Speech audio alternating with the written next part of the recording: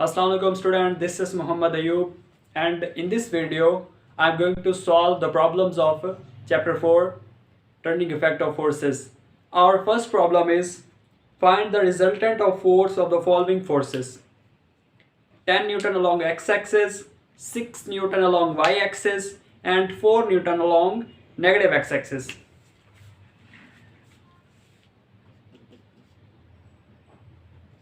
Newton x-axis, second is 6 Newton along y-axis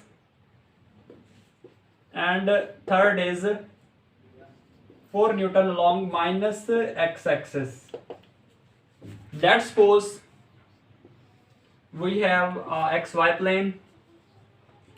This is positive x-axis and this side is negative x-axis and this is y-axis.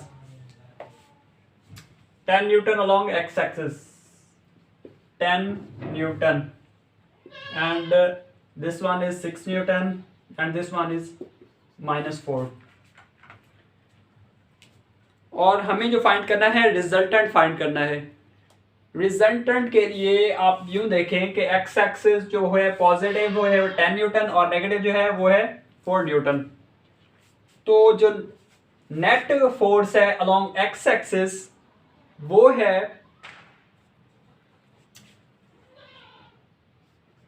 F X is equal 6 Newton, क्योंकि 10 Newton से हमने 4 Newton minus कर दिया है. और F Y जो है वो हमारे पास है 6 न्यूटन.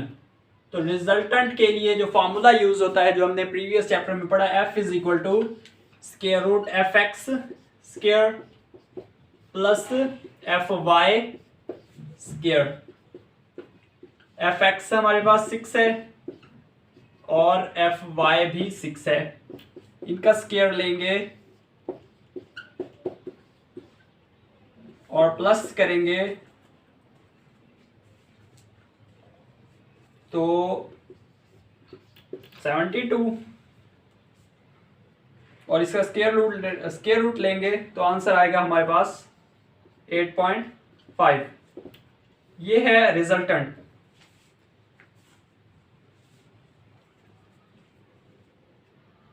और एंगल, अगर हमें एंगल का नहीं कहा गया, अगर एंगल फाइंड आउट करना हो तो एंगल के लिए हम यूज करेंगे theta is equal to tan inverse F Y over F x.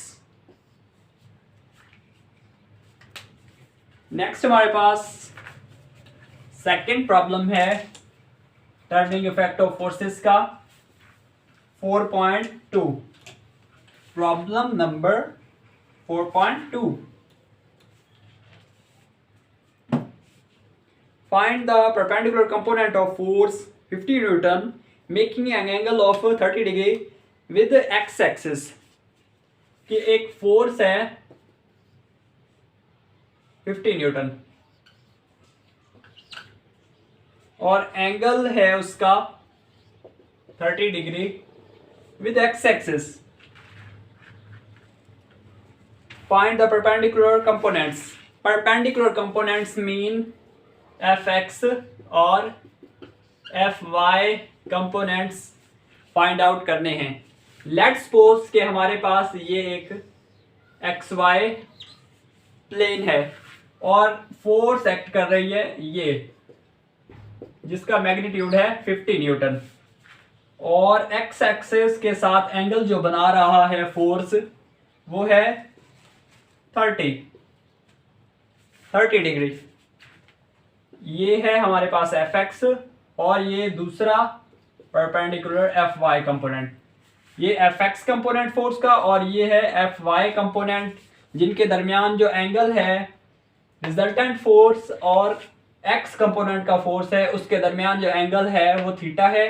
हमने एफ एक्स और एफ वाई की वैल्यूज फाइंड करनी है. तो हमने फॉर्मूला चैप्टर में ऑलरेडी पढ़ा हुआ है.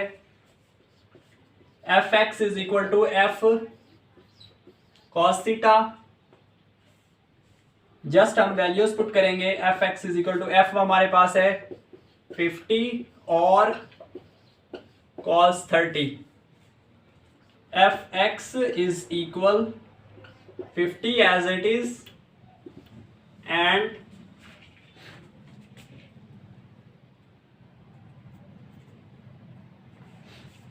cos 30 की जो वैल्यू है वो हमारे पास है 1/2।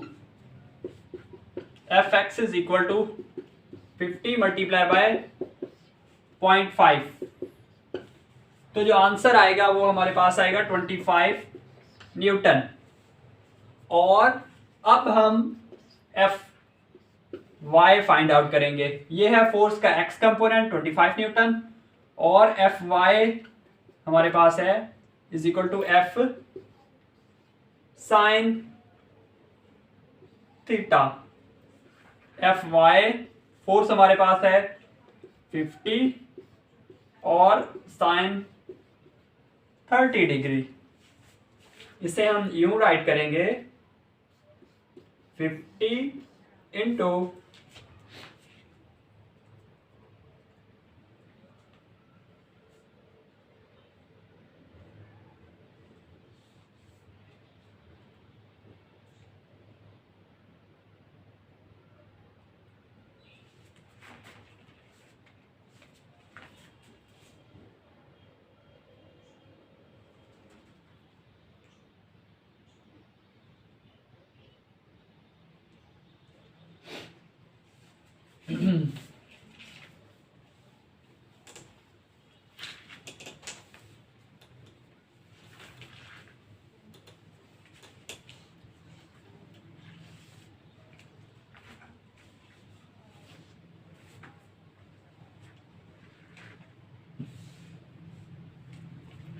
अब हमारे पास है second problem 4.2 find the perpendicular component of force 50 degree making an angle of 30 degree with x axis. के एक 50 न्यूटन की फोर्स है जो कि 30 डिग्री का एंगल बना रही है एक्स एक्सिस के साथ। उसके परपेंडिकुलर कंपोनेंट्स हमने फाइंड करने हैं। लेट्स सपोज ये हमारे पास एक एक्स वाई प्लेन है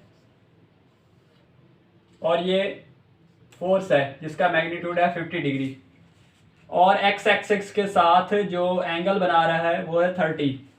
ये है फोर्स का एक्स कंपोनेंट और एक और परपेंडिकुलर है वाई कंपोनेंट। हमने इन दो कंपोनेंट्स की वैल्यूज फाइंड आउट करनी है। तो इसके लिए हमने फार्मूला पढ़ा था F X is equal to F cos theta. Just values put करनी है। F X is equal to F हमारे पास है 50 और cos 30 degree. F X is equal 50 multiply by cos 30 की वैल्यू हमारे पास होती है 0.866। जब इसे मल्टीप्लाई करेंगे तो हमारे पास आंसर आएगा 43.3 न्यूटन। ये है फोर्स का एक्स कंपोनेंट और F Y component. F Y is equal to F sine theta. ये हमने फॉर्मूलाज चैप्टर में ऑलरेडी पढ़े हुए हैं। F Y is equal to force हमारे पास है 50 न्यूटन ये और साइन 30 डिग्री। साइन 30 की वैल्यू हमारे पास होती है 1/2 या 0.5। तो एफ वाई कंपोनेंट की वैल्यू 25 न्यूटन आएगी। ये दो कंपोनेंट्स की वैल्यूज एफ एक्स की वैल्यू 43.3 न्यूटन और एफ वाई कंपोनेंट की 25 न्यूटन। नेक्स्ट हमारे पास प्रॉब्लम नंबर है 4.3।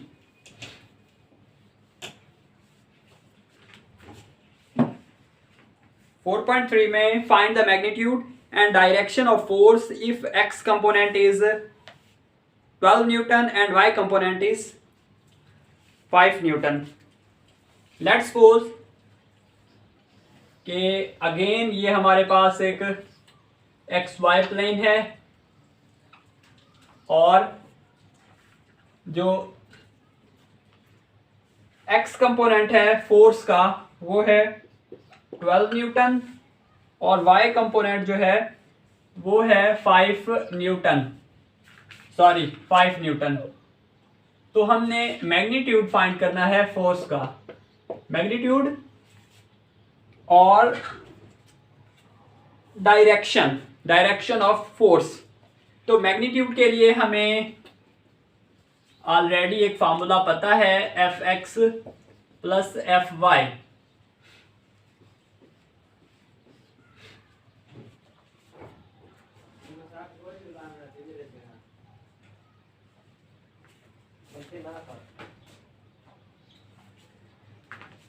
अब हम इसमें वैल्यूज पुट करते हैं, F X 12 square plus F Y 5 square. तो इसे सिंप्लीफाई करें तो आंसर आएगा 12 का स्क्वायर 144 और 5 का स्क्वायर 25, इनको सम करें 169, 169 का स्क्वायर है 13 न्यूटन। ये है फोर्स का मैग्नीट्यूड। अब डायरेक्शन फाइंड आउट करते हैं। ये है मैग्नीट्यूड, अब डायरेक्शन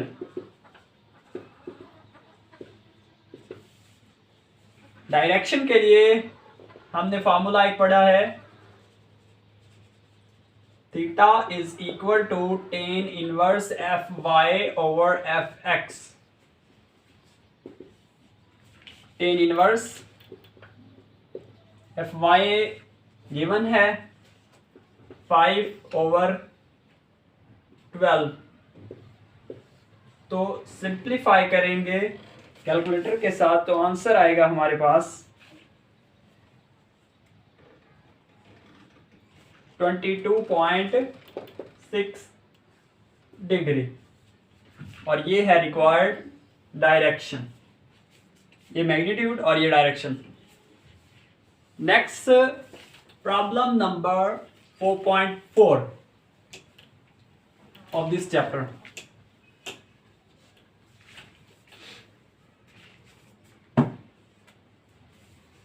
4.4 में जो स्टेटमेंट है, a force of 100 Newton is applied perpendicularly on a spanner at a distance 10 cm from a nut.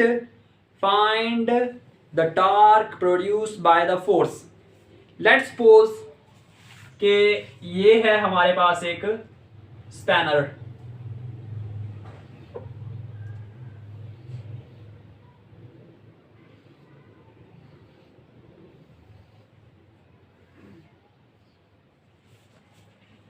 A force of 100 Newton.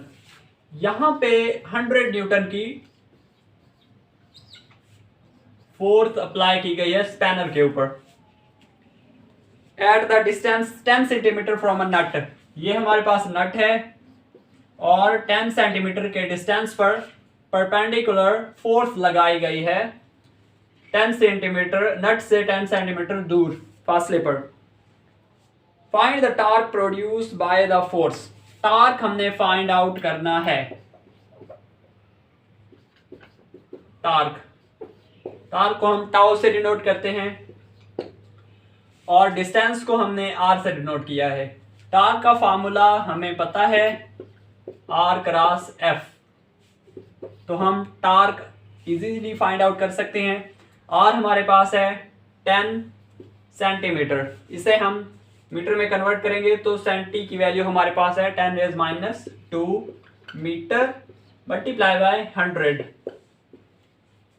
तो हमारे पास टाउ जो आएगा मीन टॉर्क वो होगा 10, और इसका जो यूनिट है वो है न्यूटन मीटर। ये है रिक्वायर्ड आंसर। नेक्स्ट प्रॉब्लम है 4.5।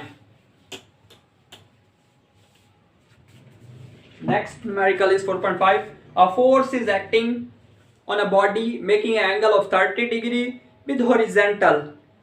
The horizontal component of force is 20 Newton. Find the force. Let's suppose again we have an XY plane. ये है x और ये y plane। एक फोर्स एक्ट कर रही है,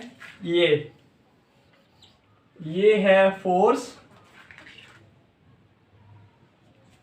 और जो हॉरिजेंटल कंपोनेंट है मीन के Fx कंपोनेंट, उसकी वैल्यू है 20 न्यूटन, और एंगल जो है हमारे पास है वो 30 डिग्री।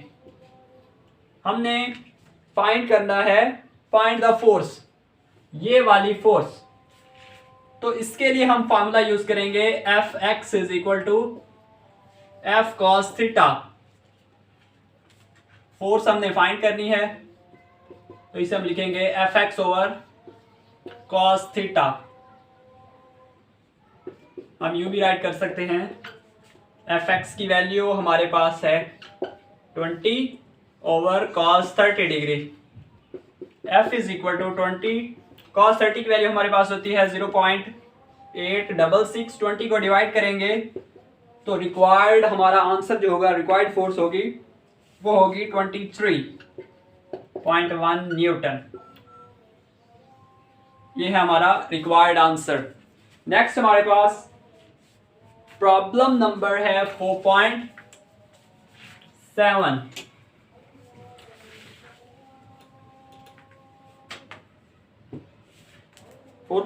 में a picture frame is hanging by two vertical strings. Let's suppose कि ये एक पिक्चर फ्रेम है।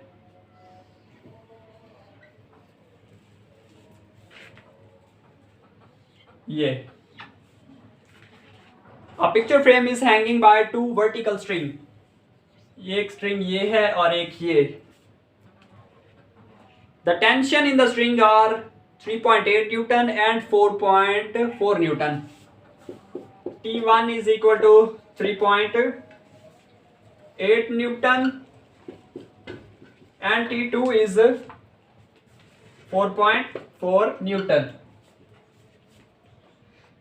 Find the weight of the picture. हमने जो वेट है वो कैलकुलेट करना है इसमें।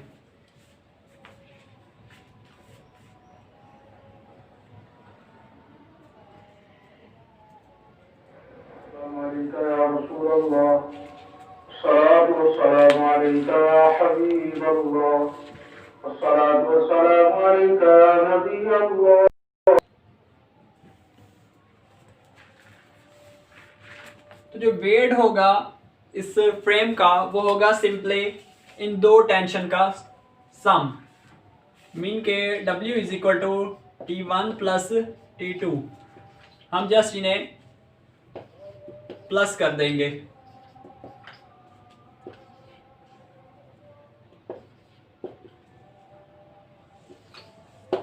तो जो वेट होगा हमारे पास 8.2 न्यूटन होगा। नेक्स्ट हमारे पास प्रॉब्लम है 4.8। 4.8 two blocks of message. Let's suppose जो गिवन है कि दो मैसेज जो हैं, दो ब्लॉक्स जो हैं जिनका mass M1 is equal to 5 kg and M2 is equal 3 kg। ये हैंग है वर्टिकली बाय टू स्ट्रिंग्स, एक ये स्ट्रिंग है और एक ये स्ट्रिंग है। Find the tension in string. Tension हमने फाइंड करनी है T1 और T2। तो इसके लिए T1 is equal to M1G।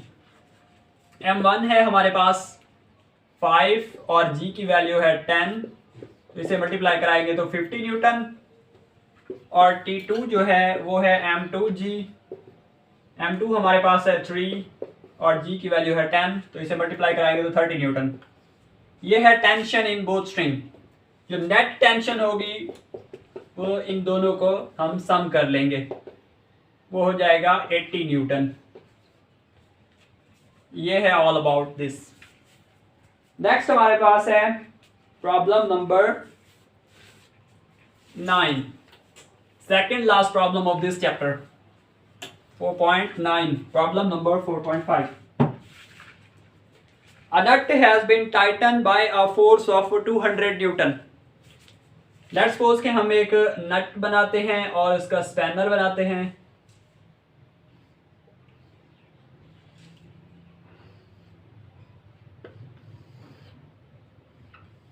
ये एक स्पैनर और ये नट। जो नट टाइट हुआ है वो हुआ है 200 न्यूटन से। A nut has been tightened by a force of 200 Newton using 10 centimetre long spanner. ये है 10 सेंटीमीटर लॉन्ग स्पैनर। इसे हम मूवमेंट आर्म ही कहते हैं, movement arm. What length of spanner is required to lose the same nut with a force of 150 Newton? कि अगर 150 Newton force लगाई जाए तो स्पैनर की लेंथ कितनी होगी? सेम नट को टाइट करने के लिए, तो इसके लिए हमें टाउ फाइंड आउट करना पड़ेगा, is equal to R cross F. ये है हमारे पास R1, ये टाउ 1 R1 और ये F1, ये है F1। तो वो हम फाइंड करेंगे। R हमारे पास है 10 क्रॉस 10 रेज -2 मीटर और फोर्स है 200। तो हमारे पास टाउ जो होगा वो होगा 20 न्यूटन मीटर, टाउ 1। लेकिन जो कंडीशन है उसके मुताबिक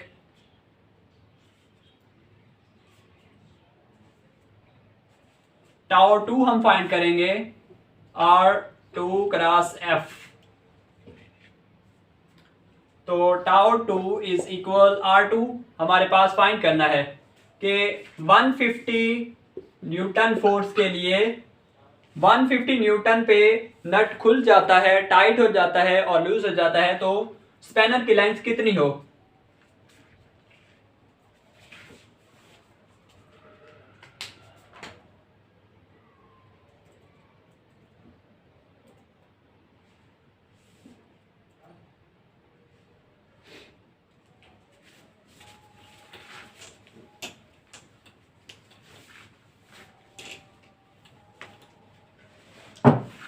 नेक्स्ट हमारे पास है last problem 4.10, sorry second last problem 4.9। A nut has been tighten by a force of 200 newton. F1 हमारे पास है 200 न्यूटन और स्पैनर की लेंथ जो है वो है 10 सेंटीमीटर, मीन 0.1 मीटर।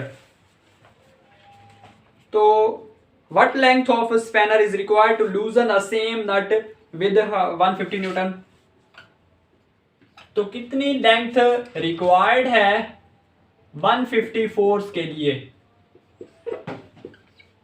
तो इसके लिए हम टार्क फाइंड आउट करेंगे कि torque 1 is equal to torque 2, इनको इक्वल करेंगे। वो कैसे? कि हमने प्रिंसिपल ऑफ मूवमेंट्स ऑलरेडी पढ़ा है कि a body is balanced if the sum of clockwise movement is equal to the anti clockwise movement. तो ये टार्क हम इक्वल करते हैं और R1 cross F is equal to R2 cross F। इधर हमें R2 फाइंड आउट करना है, तो R2 R1 cross F1 divided by F2। F2 को डिवाइड करेंगे और वैल्यूज पुट कर देंगे। R2 is equal to R1 cross F1 divided by F2। R2 is equal to R1 की वैल्यू है हमारे पास 0.1 मल्टीप्लाई बाय 200 डिवाइडेड बाय 150। तो इसे कैलकुलेट करेंगे तो जो हमारा रिक्वायर्ड आंसर होगा कि जो स्पैनर की लेंथ होगी वो 13.3 सेंटीमीटर होनी चाहिए 150 फोर्स के लिए। नेक्स्ट हमारे पास लास्ट प्रॉब्लम है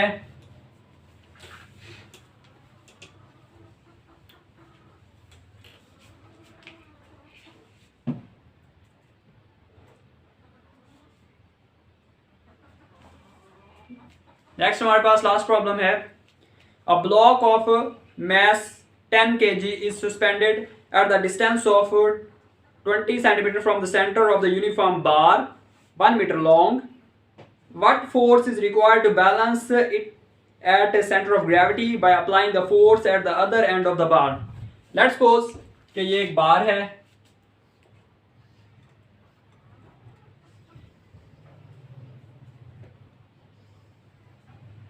और एक मैस को हैंग किया गया है जिसका वेट है 10 kg at a distance of 20 centimetre from the centre.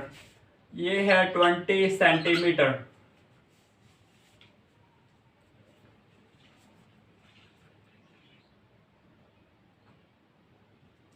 इसे हम मीटर में distance d is equal to 20 centimetre which is equal है 0.2 metre. What force is required to balance it at center of gravity by applying the force at the other end? कितनी हम force लगाएं कि ये balanced हो जाए? तो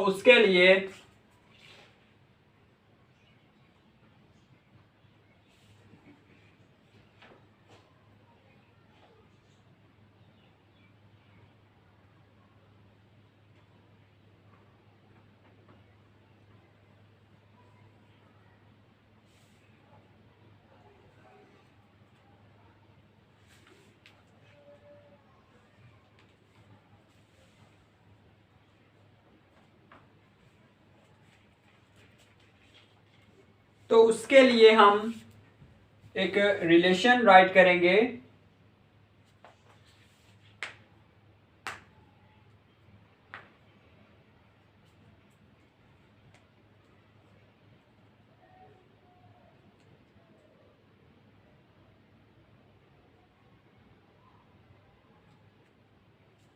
तो इसके लिए हम एक रिलेशन राइट करेंगे, product of clockwise movement is equal to product of anti-clockwise movement। Anti-clockwise movement, ये हमने रिलेशन ऑलरेडी चैप्टर में पढ़ा हुआ है प्रिंसिपल ऑफ मूवमेंट के। A body is said to be in balanced if the sum of clockwise movement is equal to the sum of anti clockwise movement. कि कोई भी ऑब्जेक्ट उस वक्त बैलेंस होगी कि जब क्लॉकवाइज और एंटी क्लॉकवाइज मूवमेंट्स इक्वल होंगे। तो उस बेस पे मैंने ये इक्वल लिखा है। तो क्लॉकवाइज मूवमेंट में हमारे पास F cross D, F is equal to m1g multiply by D is equal to f2 cross d2। तो F2 हमने फाइंड करनी है, और डिस्टेंस, यहाँ पे डिस्टेंस हमने ऑलरेडी स्टेटमेंट में गिवन है कि ये जो बार है ये है 1 मीटर लॉन्ग, मीन के 0.5 मीटर इधर और 0.5 मीटर इधर, ये वाली साइड भी 0.5, ये वाली साइड भी 0.5 मीटर। तो F2 क्रॉस 0.5 मीटर। तो F2 की वैल्यू हमने फाइंड करनी है, तो हम राइट करेंगे m1g_d डिवाइडेड बाय 0.5। तो F2 is equal to m1 की वैल्यू हमारे पास 10 मल्टीप्लाई बाय 10 और d की वैल्यू है हमारे पास 0.2 डिवाइडेड बाय 0.5। तो इसे सिंप्लीफाई करेंगे तो जो फोर्स हमारे पास आएगी वो आएगी 40 न्यूटन।